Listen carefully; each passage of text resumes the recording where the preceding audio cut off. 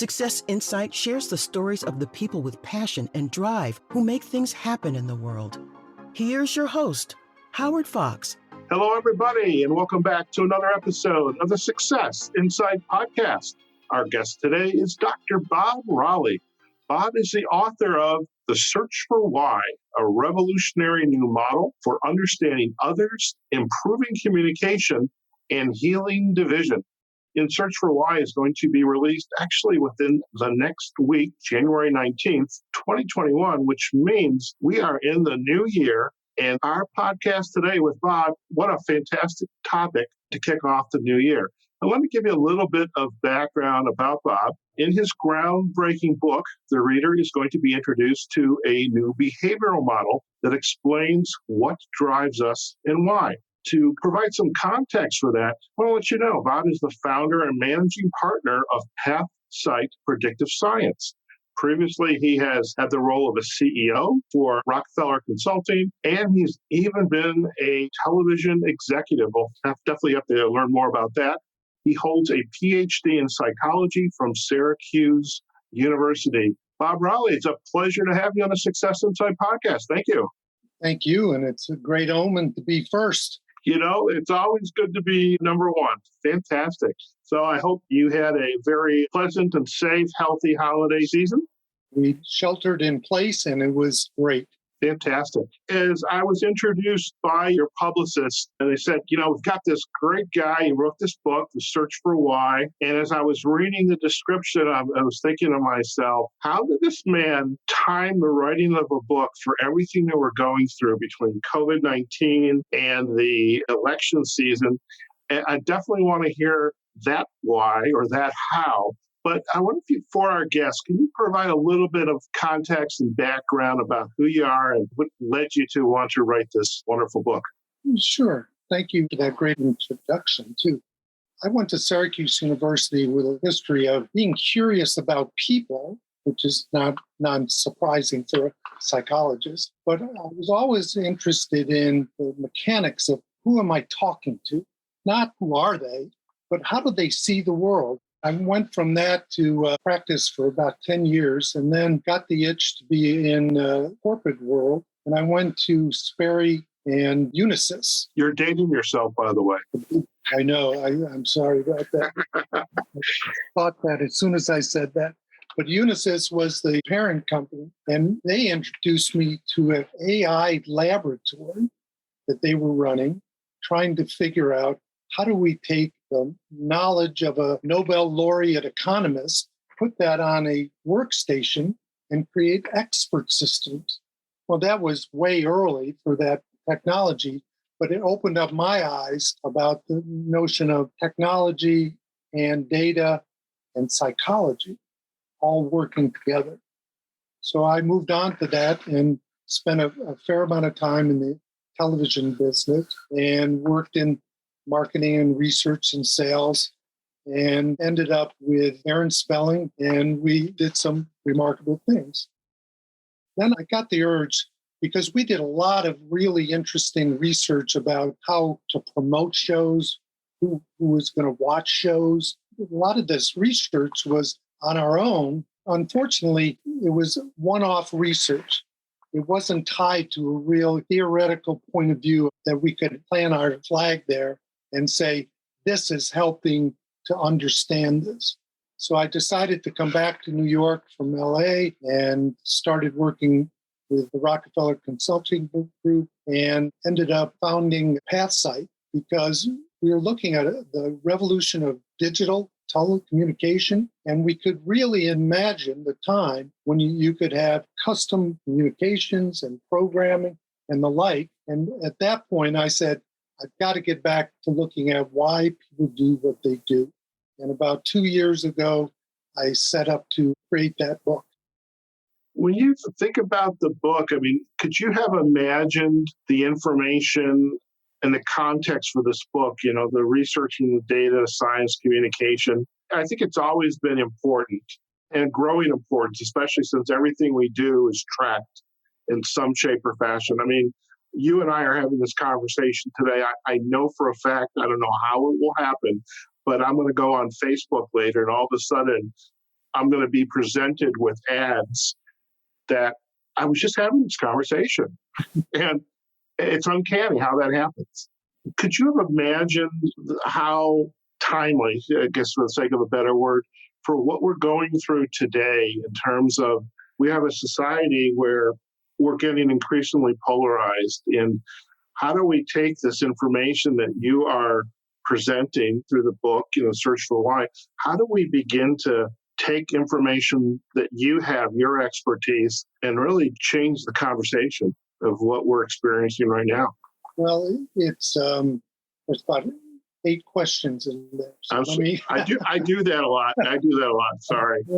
Just pick one of them, and we'll go from there. I won't do a soliloquy. So what coincidentally, Google has for 10 years or whatever, they always do the year in search, and they confirms exactly what you just said. They look at the trillions of searches that go on in the year, and they try to make some aha moments come forward. So like in 2016 or 17, they said all those searches indicated we were looking for love.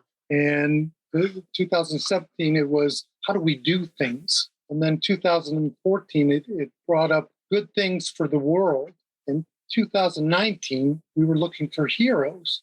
So we should have knew it was coming, but they announced right after Christmas that this year they were looking back at 2020 and saying we were on a search for why, which is the name of the book.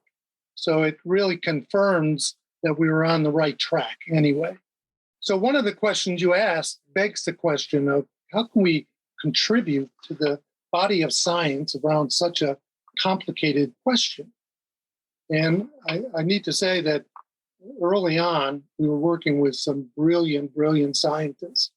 And they explained to me that we were in the middle of complexity and the complexity of science.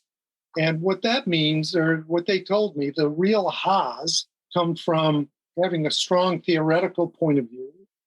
And then on the other hand, consulting the data to be your go-to Bible. So the one side, we've tried to have a really strong theoretical point of view to say, this is what we think can happen, but we decided we had to stay close to the data so we wouldn't just go off the deep end. So complexity allows you to understand there's probably no right answers or complete answers to a complex topic like this. So we've tried to do an inventory of what we know about why people do things. And we've looked for data science and neuroscience and behavior science to give us some breakthrough moments to add to what we know so that we can add to the narrative of what we know about why we do what we do. That's a long answer, but it's an important thing to realize. No, I think it's perfect. I love this idea around collecting the data and then analyzing what is it saying. And in our graduate studies, and you have your Ph.D. in psychology, we have this hypothesis, and then we test that hypothesis by collecting data, and hypothesis confirm or disaffirm the hypothesis. The data can tell us so much about what's going on in our society. And right. I'm curious, as you began 2 years ago to start to craft this book, how did you begin to get started with it? And is it just, how is it structured? And I'm also curious, so that's one question. I'll try to parse my questions up a little bit for you. How did you get started? And then what type of research or interviewing or examples did you use to inform what went into the book? The first step was searching for a theoretical point of view that could guide us, that wasn't so constricted in having the solutions. It always cracks me up. People are quick to announce a breakthrough and then assume that that's going to answer all these complex questions. We wanted some theoretical point of view that was open to new things, but could gather the legacy understanding of why we do what we do. We looked at a lot of different things. We finally came across, and this is part of the breakthrough, a area of psychology in social psychology, and it's called moral psychology. And this research strand was going on for 40 years. And, in academia, it was kind of like a hidden gem to me. We started to understand that how people ended up with their moral base of what is right and what is wrong was really an amalgam of all these basic instincts that were around since the Stone Age.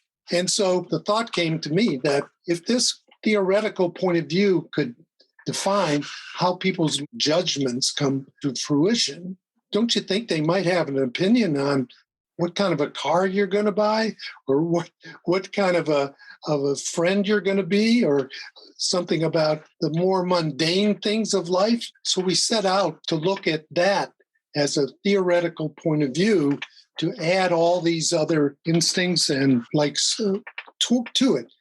Now, one thing that's important is we've known for hundreds of years, everybody has taken their cue from everyone's demographics. So everyone has thought that your demographics could give you some clues as to why you do what you do. We came up with a theory, or at least the belief by looking at the data. Demographics will tell you a lot about who you are and what you do, but it doesn't give very many clues as to why you do it.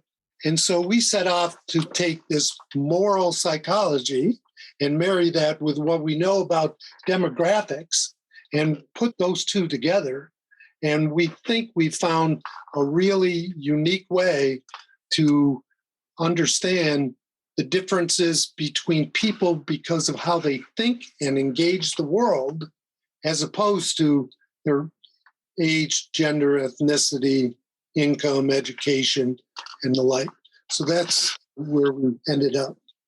Okay. For the book, and I'm curious, who is the audience for this book? Is that, and your publicists, they're gracious enough to share an electronic version, and I was going through it. It's a read that you really have to not have any distractions for. By the way, I do, in a spirit of disclosure, I love these models. I mean, years ago when I was an IT guy and I was wondering why I was on the same bad project over and over again. I go project to project and it was always crash and burn. And eventually I realized one of the reasons they were bad, at least in my head, the story I was making up, is because I was contributing to it. I didn't understand my personality, my behavioral preferences. And lo and behold, I decided to affect a career change. In any case, who's this book for? Well, it's interesting you say, because part of it is it was written kind of as an evolution of how I came to the model. Okay. So there is a start with the basics of the model, and then it goes on.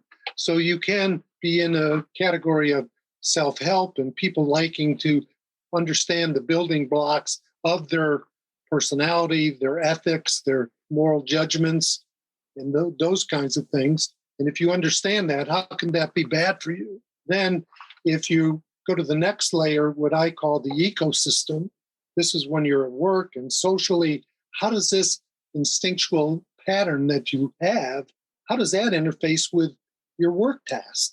How's it, like you, on your job search and reinvention, how did you? You started by having a moment of inquiry for yourself.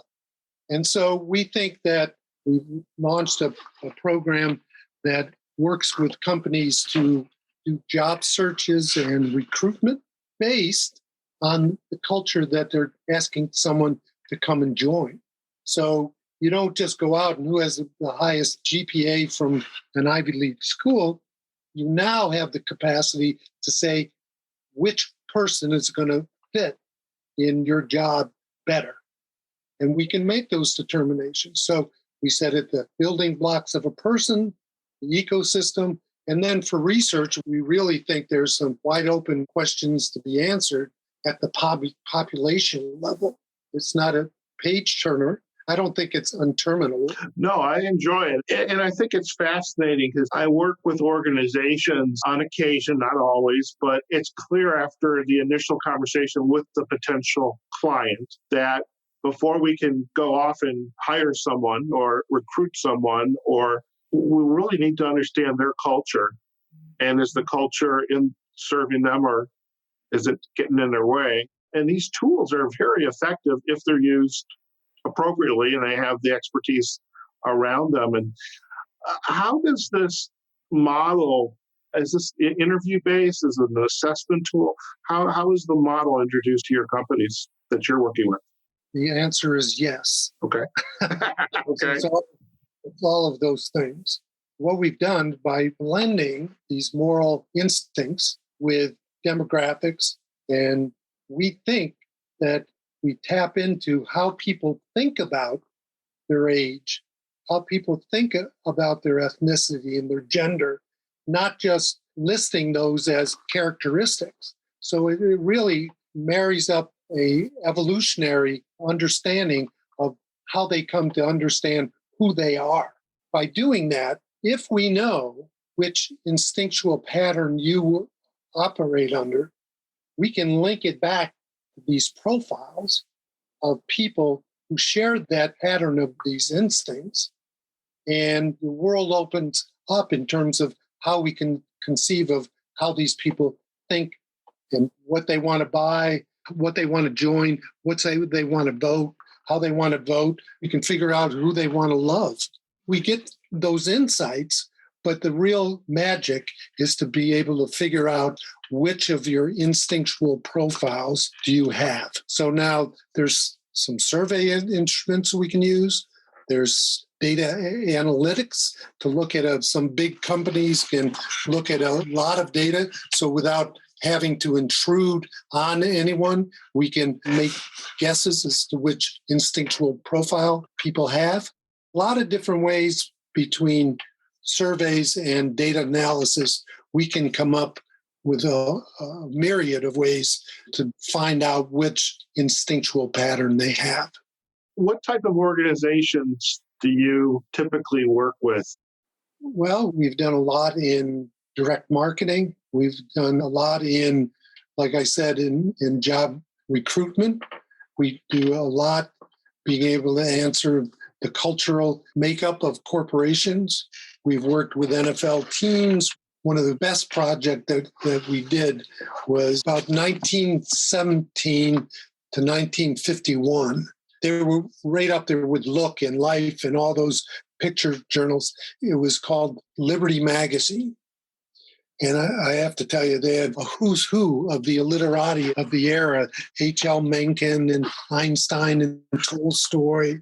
And Babe Ruth wrote an article on what it was like to be a has-been. What a great article that was. So for some reason, when they shut the magazine down, they hermetically sealed it. And a private equity firm came to us and they said, what would you do if we had this library? And so I articulated what we would do to find out who would care about the library and the like. And we set out a 18-month, just a labor of love, where we were able to take this, find out the ideal group of people that would be interested in it. And we created a omni-channel, not just a website, but a whole cross-platform celebration of liberty. And we took that point of view where once we understood who was going to care about it, then we have the capacity to use the words, images, and themes that they think about the world in.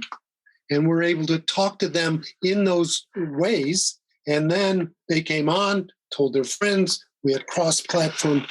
It was unbelievably successful, and 18 months in, they sold it. They sold our baby. Well, I think it's fascinating because, I mean, all of those stories that were written, and just to be able to take the story, you could reproduce it on a website or as a blog. You could repurpose it as an audio file and share it as a podcast, whatever you wanted to do. But then, as you say, you're based on the data and the analytics and science, you can then target it to the ideal consumer, whoever that might be.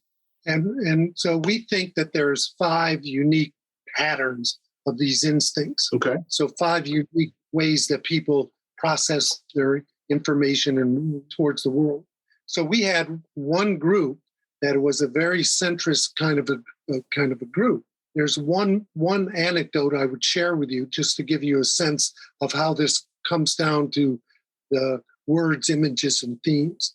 So we had an article from Einstein, and we would take this original article and put it in an updated flower box, and we would advertise it. But we always tried to advertise it, words, images, and themes that would connote to people that this was an article that was for you. And one of the editors kind of mistook the meaning of the article and created a headline for a different group. When you have the words, images, and themes for a different group, it appeals to all the wrong people, and it never comes up. So for 4 days, this article was on the Liberty Project, and it got 4,000 people to read it. We changed the headline to one word different, and then the next 4 days, it got 8,000. So it kind of tells you right away, are you getting it right or not? And if not, you can correct it and recover from that. Right. Yeah. I mean, that's the beauty of collecting the data and knowing what the right piece of metadata to use, as you publish it and structure the words around it.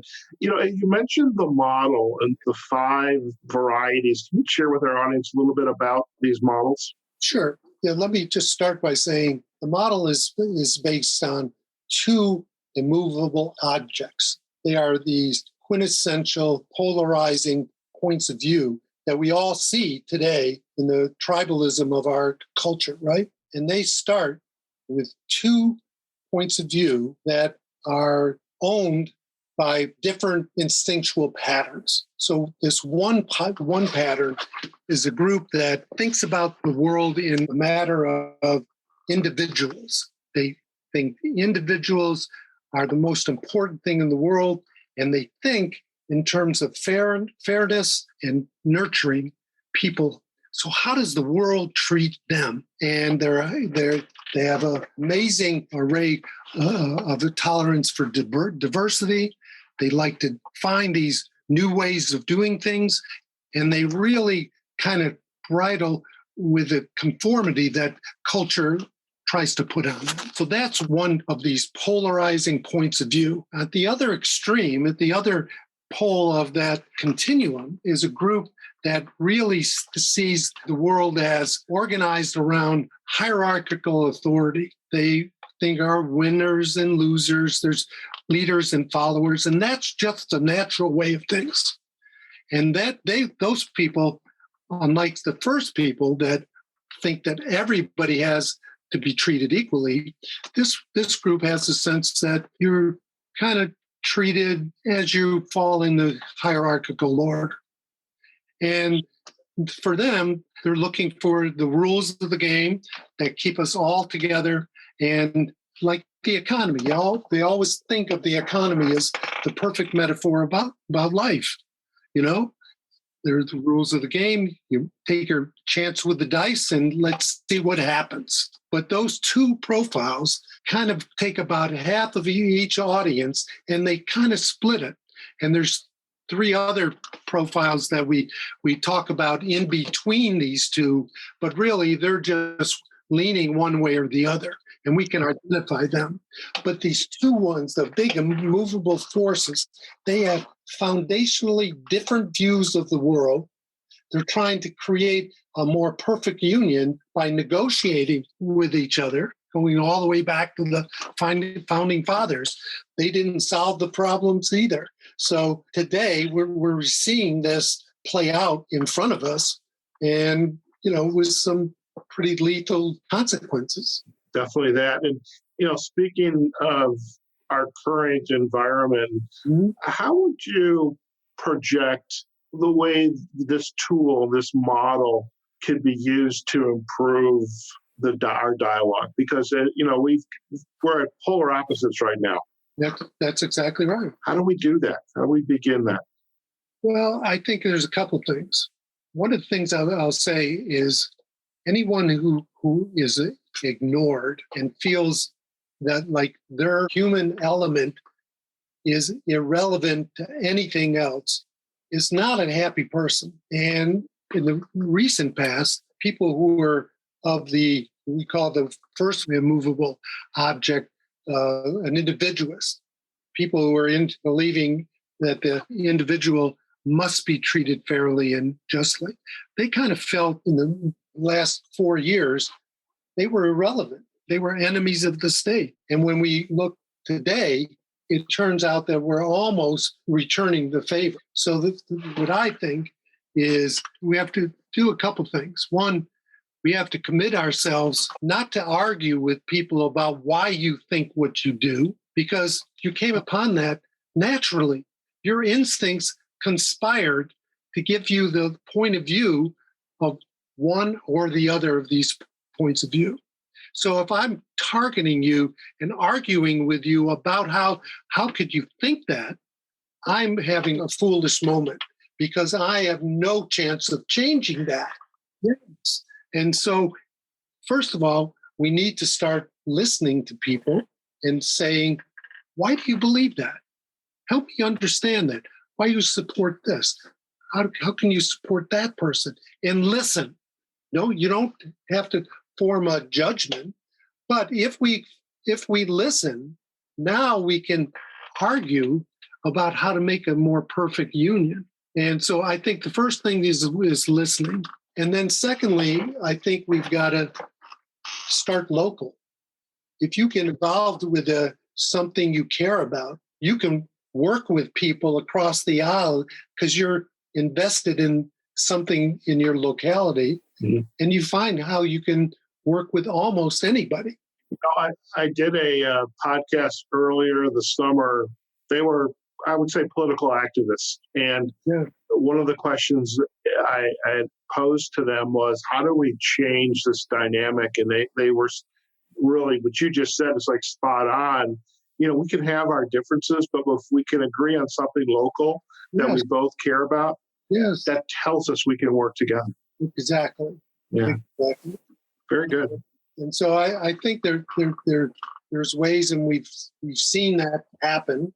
And I do think that if we can stop criticizing people for their natural way that they understand the world and move on to arguing, it seems quaint, but if we could argue over tax policy, what a lark that would be. Well, we can always have hope. We can have hope. That's for sure. We can have hope. Bob, it's been an absolute pleasure to have you on the Success Insight podcast. And before we go, if our listeners would like to learn more about you and your work, where are the best places for them to go? Just go to www.PathSight, PathSight.com. We'd love to talk to anybody. Fantastic. Well, we'll definitely provide the backlink to PathSight.com on our show notes. And I know from looking at the page, you have got links to the book, The Search for Why, A Revolutionary New Model for Understanding Others, Improving Communication and Healing Division there as well. We'll also provide some links to a couple of the major book pages as well.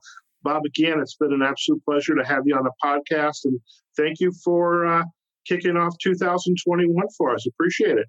I hope I come back. This was so much fun, and you did a great job. Thank you very much. It's our pleasure, and thank you. Appreciate it. Thank you. All right, folks. We've just been chatting with Bob Raleigh. He's the author of The Search for Why, A Revolutionary New Model for Understanding Others, Improving Communication and Healing Division. Now, Bob's book will be released January 19th, so by the time this podcast gets published, probably towards the end of the month, you can go out to Bob's website or to the major book pages and go get yourself a copy. And folks, hard to believe this is 2021. We have just passed the start line, and we're on the way for more really good quality podcasts like you just heard today, and really some interesting conversations and folks that are doing some phenomenal work and really some good reading. So really, there's something for everyone. And I mean, this topic today around personality, psychology, behavior, science, data. I mean, I get kind of geeked out by this. So I totally got into this. We probably could have kept going, but I was on the East Coast and I'm on the West Coast. I think he probably wants to go have dinner or something of the sort. Folks, if you enjoyed today's podcast, do let us know. You can visit us on successinsightpodcast.com. Do leave a comment. Our podcast platforms, Google Podcast, Apple Podcast, iHeartRadio, Spotify, Pandora, Amazon Music. You can find and listen to episodes there. And we are also on YouTube, Success Insight Podcast, as well as our Facebook page and LinkedIn company page, Success Insight Podcast. Okay, folks, we hope you again enjoyed today's podcast. And wherever you are, whatever you're doing, go out there, have a phenomenal day. Wear your mask, practice social distancing, and have a good conversation with your neighbor. Have good conversations. And as Bob was sharing, listen to understand. And let's make 2021 a fantastic year for all of us. Okay, folks, go out there, have a great day, and we'll see you on the next episode of the Success Insight Podcast. Take care now. Success Insight is a production of Fox Coaching and First Story Strategies. Find us online, successinsightpodcast.com.